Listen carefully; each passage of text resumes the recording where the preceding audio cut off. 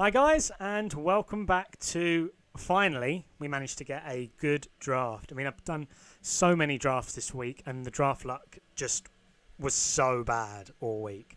And this is the best draft I've got player-wise all week by far. Some of the players individually are absolutely incredible. Just wait towards sort of the end. Even throughout the whole thing, actually, they're really good picks. But from here on, I'm obviously going to go with Tantari Poe there, get a really good, solid lineman in, and he is one of the best in the game. All of his cards are really good. Even his fullback card's really good. But we're going to go Anthony there, get a good user middle linebacker in. He's reasonably tall, he's quick, he's very good all-round card. And here, already got a middle linebacker, so I'm going to go with another lineman there. Going to go with Cox just to secure the line a little bit, because I don't want people running on me, because hopefully they won't be able to get passes off with me usering over the middle. We get Boone there, 94 rated. Not going to complain about that whatsoever. And we get another 90 plus rated pick here. And it's hard for me to pass up on Josh Bynes.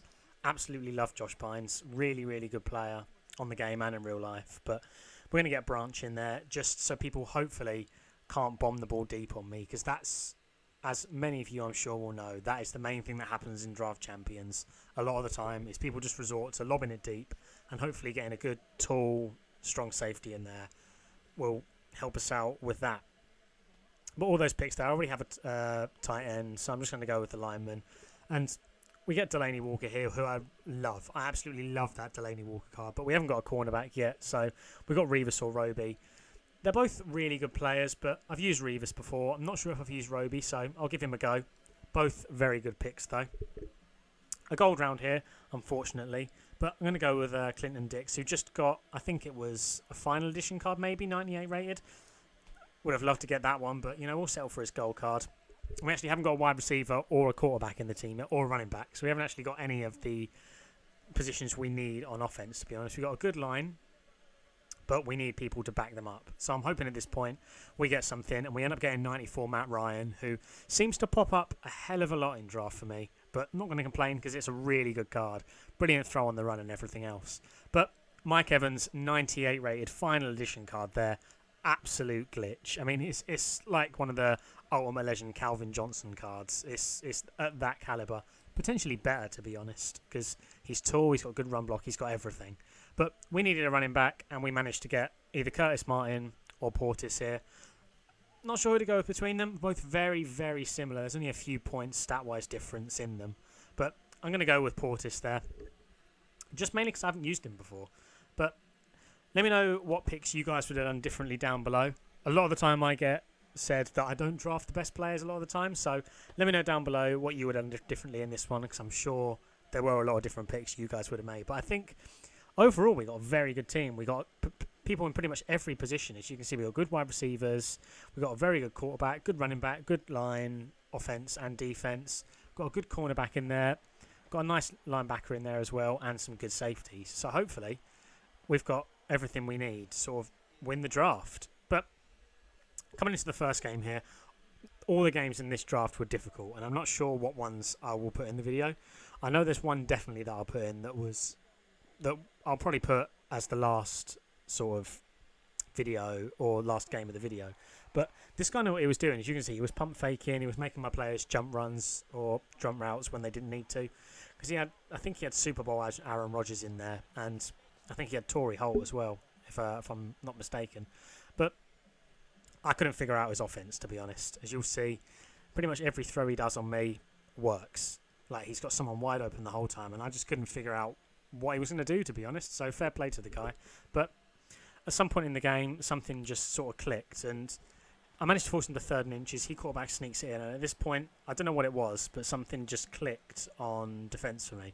Like, you'll see, I stopped using the linebacker, start using one of the D-line, and I'm just going to peel out to the right-hand side. He's going to go with a play action. I'm going to dodge his fullback and just sprint straight for his quarterback, get a really nice sack. And I'm going to try it again because he's in the same formation. Once again, sprint around the fullback, get a sack, and at this point, he'd had enough. So luckily for us, we managed to get a win in this game. But that was all the highlights I could get for that game. So now I'll jump into the second one.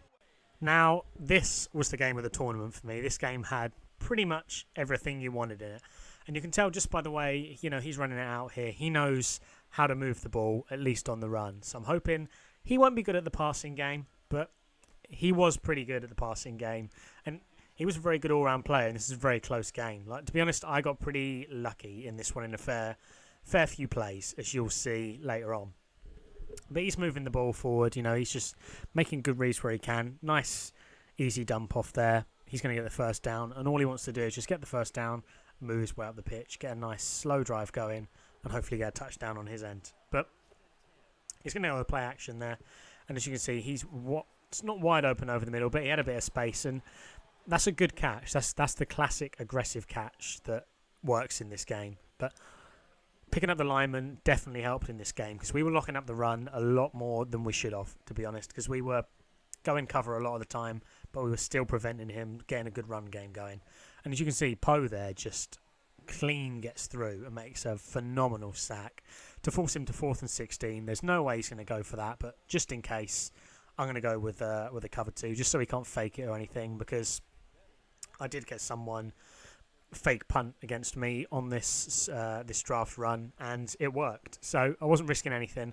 He can take his 3 points. I'm more than happy with that because he deserved more on that drive.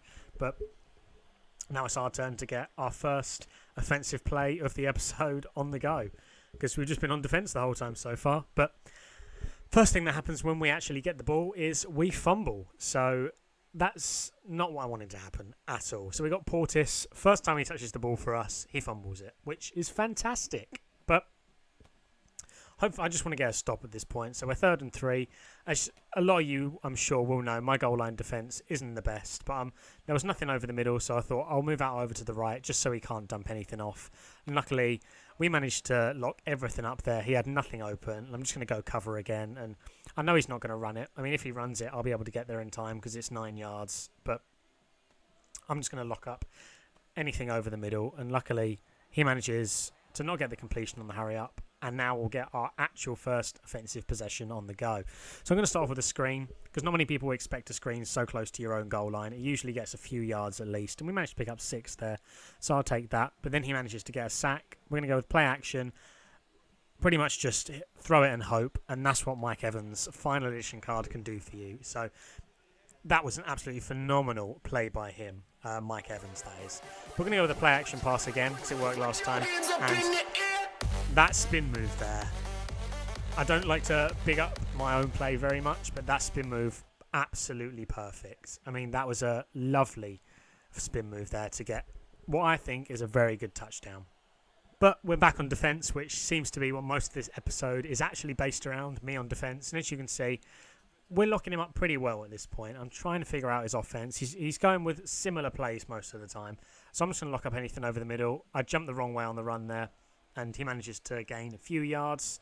But it's 3rd and 5, and sort of 3rd and 5 was sort of his kryptonite. It wasn't what he was good at converting. So I was keeping him locked up to this, and he actually doesn't get the conversion there. As you can see, we lock him up. Whenever he got 3rd and 5, he'd just try and dump it off all the time. And it wasn't getting enough yards. So it's 4th and 3. I know if I get a lock up here, there's not much time left in the half. I can maybe get a field goal or something like that. But he's going to totally change his play. So this is a formation he hadn't used yet, so I didn't really know what he was going to do. I try and lock up the left-hand route there, which is the one most people would go for. But he lobs it over the middle, where I should have been, to be honest. But he had 2 open reads there. I had to jump on one of them, and I just happened to jump on the wrong one. So fair play to him for picking the right one there. A lot of people just have their set read and go with that. I'm one of those people. So if that was the other way around, potentially would have thrown a pick there. But we forced him to a field goal towards the end of the second. I don't have enough time to score, only 1 second. All I did was lob it up to Mike Evans. He managed to make the catch, but obviously he didn't have enough time to actually get a field goal or anything. But I'm just going to go with play action here because he couldn't deal with it. Most of the game, he couldn't deal with it. And Pancake up the field managed to get us an extra 20, 30 yards on that play. Not going to complain whatsoever. And I'm just going to try and run it in. The reason I left that fullback dive playing is because it's key because he thinks I'm just going to fullback dive it again. Because I'm going to go with the exact same look, near enough. I'm just going to have one man over to the left. But it's not too much different. So obviously he's going to gamble up the middle. He's going to engage 8 up the middle. And Portis is quick enough to just... to be honest, I didn't think I'd get a touchdown from that. But I'm not going to complain about that. I thought I'd just get the first down and try and go on from there. But very, very happy with that one. So, with still a lot of time left in the game, he manages to fall over there. So I was thinking, you know, he's going to get nothing off that. He shrugs off a tackle. The only guy we have out wide is a big guy. And we actually get kick returned on, which doesn't happen very often, but it seems to happen against me a lot more than I managed to do it. I mean, I never managed to get a kick return in this game. So, pretty annoyed at that. That pretty much wasted my whole first drive of the half because the score is exactly the same as it would have been. Another play action pass. I'm just going to dump it off over the middle to Mike Evans. I mean, I didn't have a lot open there, and I was figuring out, you know, when in doubt in this specific draft run, just throw it to Mike Evans because he'll more than likely not come up with it. But not wide open there, but we had a step on him, and Beasley's going to make a really, really nice aggressive catch. So I'm going to be using the aggressive catch where I can because everyone seems to do it in this game, and I'm no reason not to when it's so overpowered. But Portis, once again, you know, making some good gains, making a good run. I was trying to run the clock down here a little bit, actually, but managed to fullback dive in. So it's 21-14 at this point, and it's getting a really close game. I mean, he has to score. And the way it was going, it looked like he was going to. So I wasn't sure whether to let him score and then try and get a field goal myself or try and stop him. And at this point, I knew he was going to score because I was usering the lineman because I wasn't confident, like usering over the middle. And he makes a really, really nice play there. That's like that's something you see in the NFL a lot where they just cut out right to the corner and they sort of get a sideline catch in the corner. And fair play to him. It worked. Absolute treat. And once again, coming up with a big catch off a play action pass. And this guy just couldn't seem to deal with it. The play action was just working really well. And luckily, I got Matt Ryan, whose throw on the run stat is really good. And it was helping a lot because I wasn't settling my feet. I was just trying to get the ball up the field very quickly during this drive. But I'm going to go with the toss there. Portis manages to somehow stay up. And I know it's a bit cheesy there, but I'm just going to go with the dive to secure the win. So if you guys have enjoyed the video up to this point, smash a like on the like button. Comment down below who you would have drafted differently. Subscribe for more. And I'll see you guys tomorrow for another video.